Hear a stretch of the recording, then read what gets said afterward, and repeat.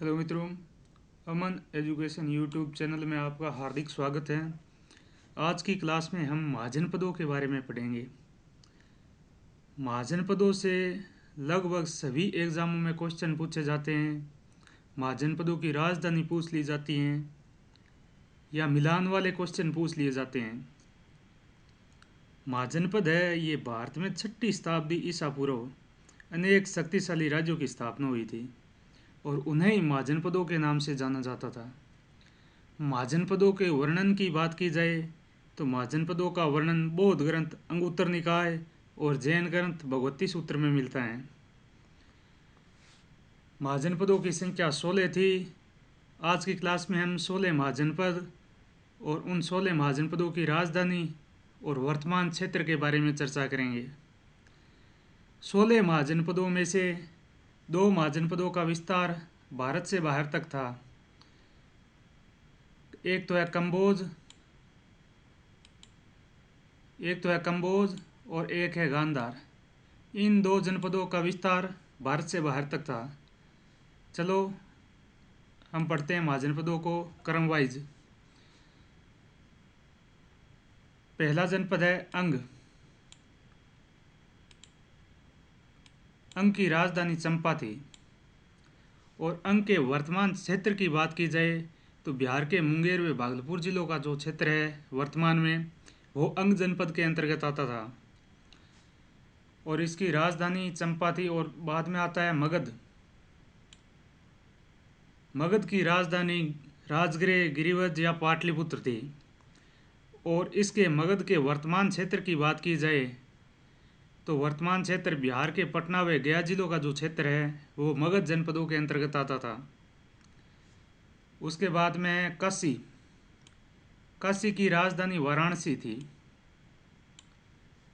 और काशी के वर्तमान क्षेत्रफल की बात की जाए तो वाराणसी का जो क्षेत्र है आसपास का वह काशी जनपद के अंतर्गत आता था। उसके बाद में आता है कौशल। कौशल की राजधानी अयोध्या थी। ये बुद्ध काल में 2 भागों में बंटी हुई थी। उत्तरी भाग की राजधानी साकेत थी और दक्षिण भाग की राजधानी श्रावस्ती थी। और इसके वर्तमान क्षेत्र की बात की जाए तो ये उत्तर प्रदेश का फैजाबाद, गोंडा व बहराइच का जो क्षेत्र है वह कौशल जनपद के अंतर्गत आता था। उसके बाद में आता है वज्जी। वज्जी की राजधानी विदेह एवं मिथिला थी। वज्जी के वर्तमान क्षेत्र की बात की जाए तो वज्जी का वर्तमान क्षेत्र गंगा नदी के उत्तर में नेपाल की पहाड़ियों और बिहार में वैशाली का जो क्षेत्र है वज्जी जनपद के अंतर्गत आता था। उसके बाद में आता है मल की राजधानी कुशावती या कुशीनारा थी। मल जनपद के वर्तमान क्षेत्र की बात की जाए तो मल जनपद के अंतर्गत वर्तमान क्षेत्र बिहार के पटना के पास कुशीनगर एवं पावा का जो क्षेत्र और उत्तर प्रदेश के गोरखपुर एवं देवरिया जिले हैं, इन जिलों का क्षेत्र मल जनपद के अंतर्गत आता था। उसके बाद में आता है चेदी। चेदी की राजधानी थी शक्तिमती और इसके वर्तमान क्षेत्र की बात की जाए तो यमुना के पास बुंदेलखंड एवं झांसी का जो क्षेत्र है वह चेदी जनपद के अंतर्गत आता था। उसके बाद में आता है वत्स। वत्स की राजधानी कौशाम्बी थी और वत्स जनपद का जो वर्तमान क्षेत्र है वह उत्तर प्रदेश के इलाहाबाद का जो क्षेत्र है वह वत्स जनपद के अंतर्गत आता था। उसके बाद में आता है कुरु। कुरु की राजधानी इंद्रप्रस्थ थी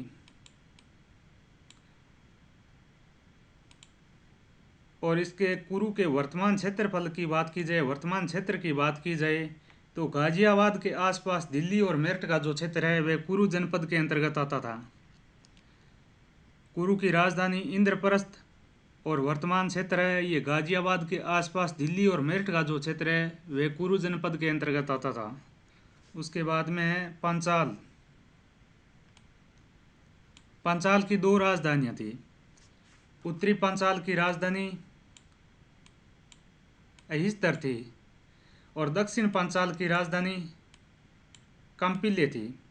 और वर्तमान क्षेत्र की बात की जाए तो वर्तमान क्षेत्र गंगा यमुना के बीच रायपुर, बरेली, रुहेलखंड, बदायूं और फर्रुखाबाद जिले हैं, ये पांचाल जनपद के अंतर्गत आते थे। उसके बाद में मत्स्य की राजधानी है विराटनगर।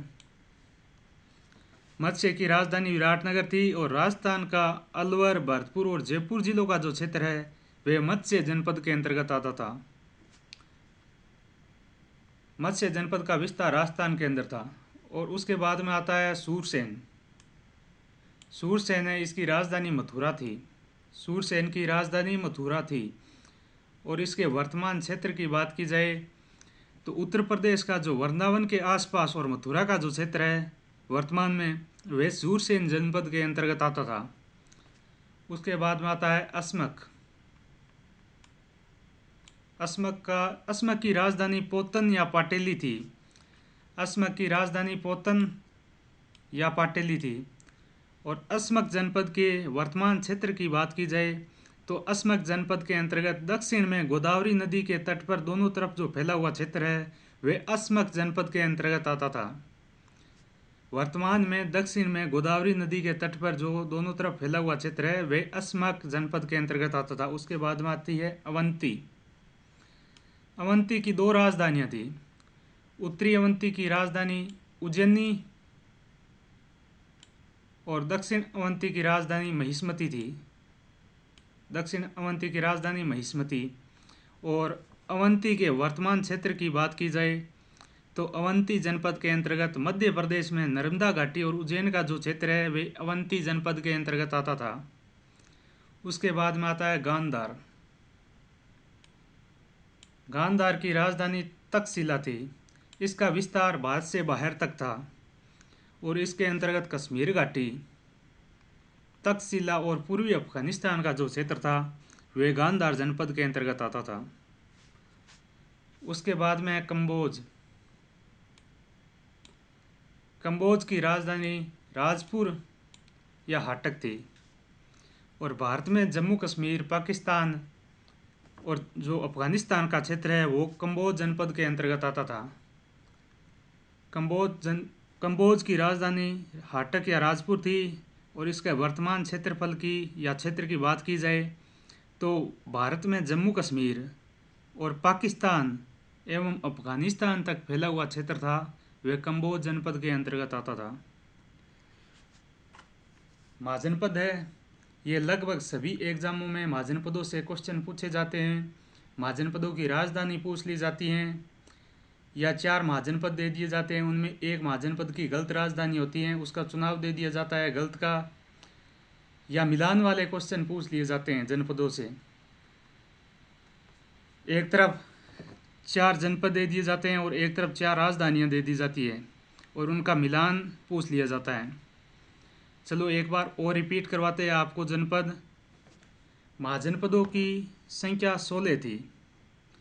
और महाजनपदों के वर्णन की बात की जाए तो महाजनपदों का वर्णन बौद्ध ग्रंथ अंगुत्तर निकाय व जैन ग्रंथ भगवती सूत्र में मिलता है।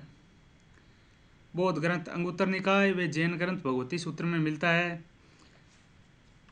चलो एक बार और रिपीट करवाते हैं आपको। अंग की राजधानी चंपा थी। अंग जनपद की राजधानी चंपा थी। और अंग जनपद के वर्तमान क्षेत्र की बात की जाए तो अंग जनपद के अंतर्गत वर्तमान में बिहार के मुंगेर वे भागलपुर जिले हैं, वे अंग जनपद के अंतर्गत आते थे।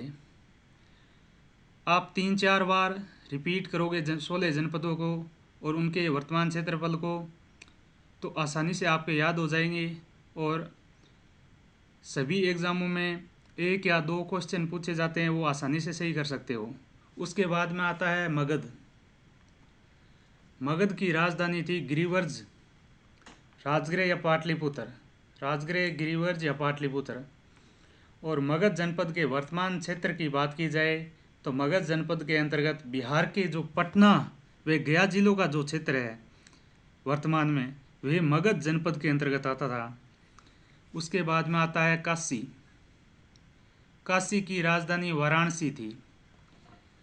वाराणसी का जो क्षेत्र है वर्तमान में वे काशी जनपद के अंतर्गत आता था। उसके बाद में आता है कौशल। कौशल की राजधानी अयोध्या थी। ये दो भागों में बंटी हुई थी। बुद्ध काल में दो भाग थे। उत्तरी भाग की राजधानी साकेत थी और दक्षिण भाग की राजधानी श्रावस्ती थी। और इसके वर्तमान क्षेत्र की बात की जाए, उत्तर प्रदेश का जो फैजाबाद, गोंडा व बहराइच जिलों का क्षेत्र है वे कौशल जनपद के अंतर्गत आता था। उसके बाद में है वज्जी। वज्जी की राजधानी विदेह एवं मिथिला। कुछ जगह आपको देखने को मिलता है वज्जी की वैशाली, वो भी सही है, और विदेह एवं मिथिला मिले तो यही सही है, कन्फ्यूज होने की ज़रूरत नहीं है। इनमें से वज्जी की राजधानी आपको विदेह एवं मिथिला मिले तो भी सही है। अगर विदेह एवं मिथिला की जगह आपको वैशाली मिले तो भी सही है। वज्जी जनपद के वर्तमान क्षेत्र की बात की जाए तो वर्तमान में गंगा नदी के उत्तर में नेपाल की पहाड़ियों और बिहार में वैशाली का जो क्षेत्र है वे वज्जी जनपद के अंतर्गत आता है। उसके बाद में है मल। मल की राजधानी कुशावती या कुशीनारा थी। और उसके वर्तमान क्षेत्र की बात की जाए तो बिहार के पटना के पास कुशीनगर एवं पावा का क्षेत्र और उत्तर प्रदेश के गोरखपुर एवं देवरिया जिले हैं वे मल जनपद के अंतर्गत आते थे। उसके बाद में 7 नंबर है शक्तिमती।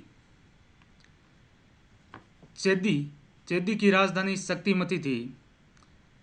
7 नंबर चेदी है। चेदी की राजधानी थी शक्तिमती। और वर्तमान क्षेत्र है ये यमुना के पास बुंदेलखंड एवं झांसी का जो क्षेत्र है वे चेदी जनपद के अंतर्गत आता था।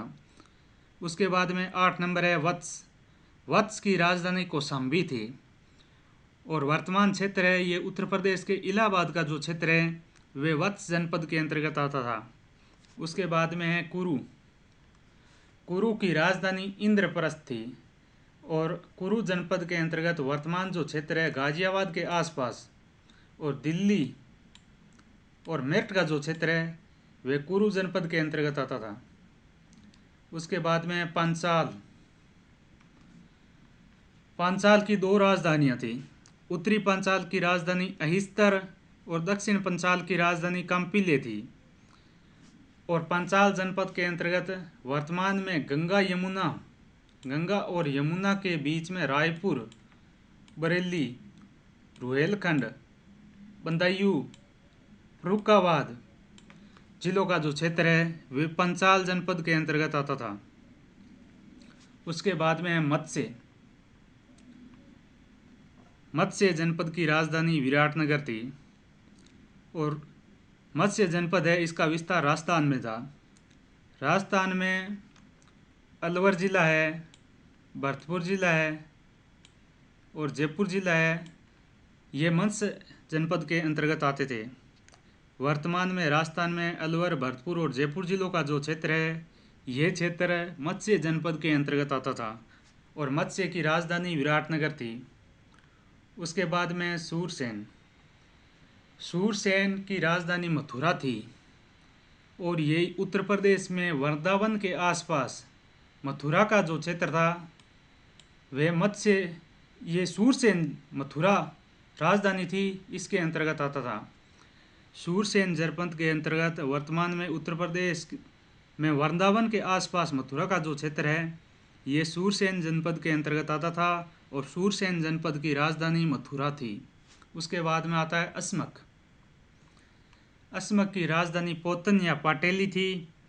और अस्मक जनपद के अंतर्गत वर्तमान में दक्षिण में गोदावरी नदी के तट पर दोनों तरफ फैला हुआ जो क्षेत्र है ये अस्मक जनपद के अंतर्गत आता था। उसके बाद में आता है अवंती। अवंती की 2 राजधानियाँ थी। उत्तरी अवंती की राजधानी उज्जैनी थी और दक्षिण अवंती की राजधानी महिष्मती थी। मध्य प्रदेश में नर्मदा घाटी और उज्जैन का जो क्षेत्र है वर्तमान में वे अवंती जनपद के अंतर्गत आता था। उसके बाद में आता है गांधार। गांधार की राजधानी तक्षशिला थी। और ये जनपद वर्तमान में क्षेत्र है ये कश्मीर घाटी एवं तक्षशिला और पूर्वी अफगानिस्तान का जो क्षेत्र है ये गांधार जनपद के अंतर्गत आता था और इसकी राजधानी तक्षशिला थी। उसके बाद में आता है कंबोज। कंबोज की राजधानी हाटक या राजपुर थी।